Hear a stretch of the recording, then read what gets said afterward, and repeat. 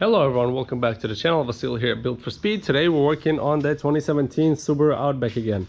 We're doing part of the rear brakes on this, brake pads to be exact. I'm using the Duralast Gold pads on here. I noticed today I was doing transmission service and I noticed my pads almost metal to the metal to metal on the back. Like it's just tiny bit left, like maybe a few more days I would have been rubbing on the rotor.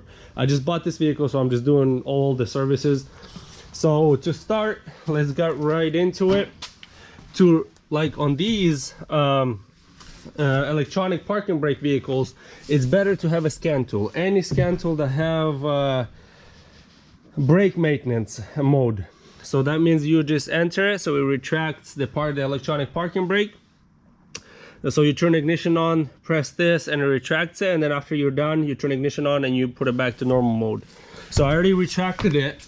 So the parking brake motor here retracted the piston in the back. Well, not the piston, but the actual, just the pin that pushes in for the parking brake.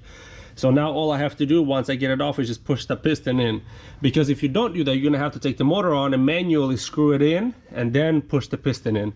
Otherwise you're not gonna be able to do the job. So it's a little bit more complicated than just regular brake job. With the electronic parking brake, it's a little annoying. If you have the scan tool, they're not that expensive to have. It's better to buy one, because I mean the future of vehicles, you're gonna see more and more electric parking brakes. So anyways, let's get right into it. Okay, so this time around I think this is the original brake, so I'm not gonna do the rotor yet. So I say 2 pads maximum on the rotor, and steel's okay. I mean there is some burn marks on it, but I mean it's not really bad, and it wasn't like pulsating or anything like that. So I'm gonna leave the rotors and I'm just gonna replace the pads. So I just like to remove, there was caps right here, these caps, these inserts. I took them out, and then I think there's a hex key. I'm gonna let you guys know. I'm gonna go find the size and I'm gonna let you know what size that is. I'm just gonna remove this one and lift it up this way, because you cannot, if you just untie this one, try to take it this way, there's the brake line, it's all gonna be, you're not gonna be able to do it. But if you untie this one, you're able to just slide it right up, and then just swap the pads, lubricate the sliders where the pads slide, and yeah, swap the pads. It's not that hard, very easy job. So I use the what do you call it, the hex 9/32. I don't know what that is in millimeters, so you can just do that, Google that, 9/32 for the hex to remove the pin. Also, when you untie, I already untied that, there is this retaining clip right here that you got to remove. So we're just gonna pull it out. It's just like right here, just like that. Be careful, wear your safety glasses because you just pop it out and then put it back in. Afterwards you just put it back in. I think the new brake pads come with the new ones, or new retaining clips. Let me check, but I think they do, maybe not, I guess not. You're gonna have to reuse that, so don't lose it.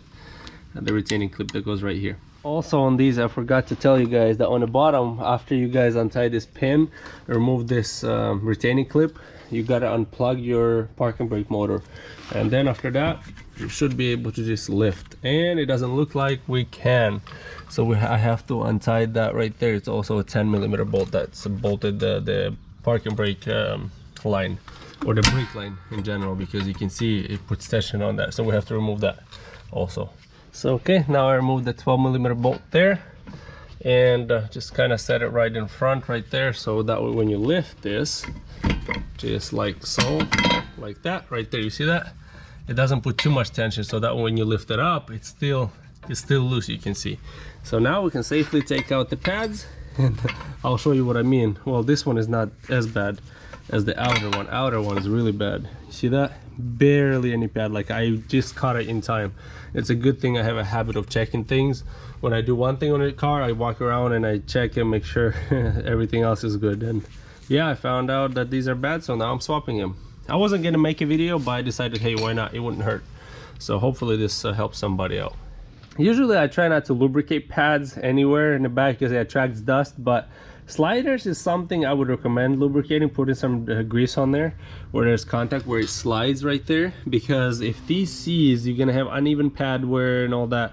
So better to lubricate the pad sliders. As you guys can see, I just got this tool off because I put in maintenance mode, so it retracted the motor. So all I had to do is just push the caliper piston in with this tool. It makes it so easy. I love this tool. This is my favorite brake tool for any brake job.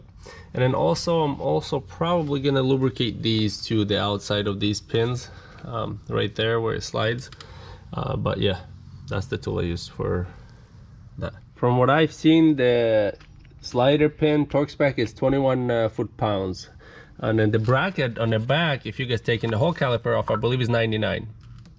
Okay, now we put everything back. We put the plug the connector into the motor, tighten this one, put this in. So this just pretty much slides in. You just kind of tap it inside and then just put this underneath these like that. And then don't forget you put your 12mm bolt right there on the arm that holds the brake line, and we're done. Now we're just gonna put the wheel on, and I'll let you know all the wheel torque specs at the end also when I torque him.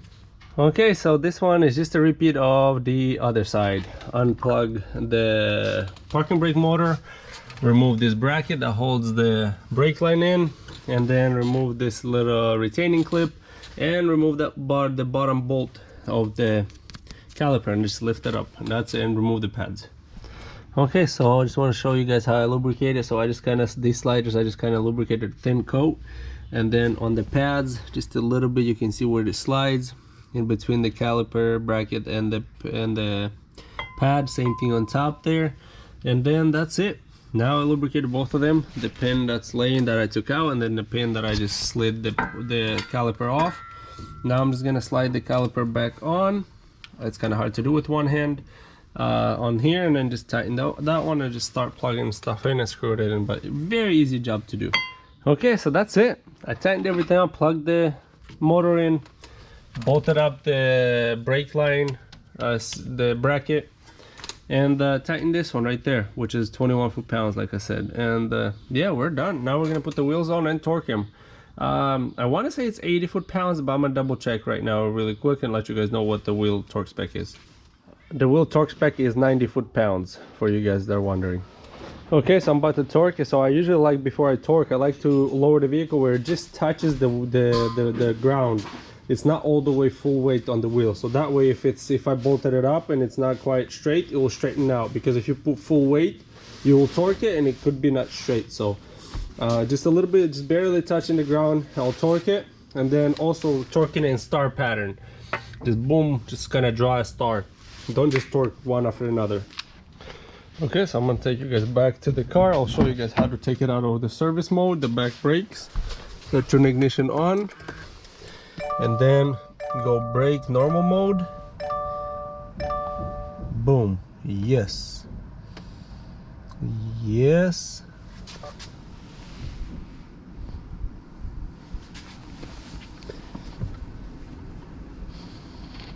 And then you press the parking brake. I mean your brakes, not your parking brake.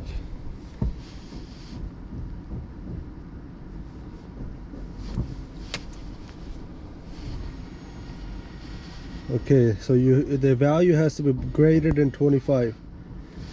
Right there. Turn ignition off. So pretty much they had me press the brakes until there's numbers right here that pop up, and they go up to 25. And they must exceed 25 in order for them to engage. You probably heard them engaging again. So let me turn my flashlight off, because I think it's actually not doing anything good for me here. Now it says return to normal mode. Turn ignition off. Start the engine. And confirm the operation of the rear parking brake. Okay, let's engage it. Okay, it's on. Okay, it looks like it's working, so we should be good. Now that's it. So that was the job. Pretty easy, pretty straightforward. If you guys have any questions or comments, comment in the comments below. I'll do my best to answer them, but this was just a quick DIY video on how these rear brakes are done. I want to show you guys, give you guys an idea. Is that my mustache that dark, or is that grease? One or the other. Anyways, like I said, if you guys have any questions, comments, comment in the comments below. I'll do my best to answer them. Thank you guys for watching. Hit the like button, subscribe to the channel. It helps me out a lot. And as usual, see you next time.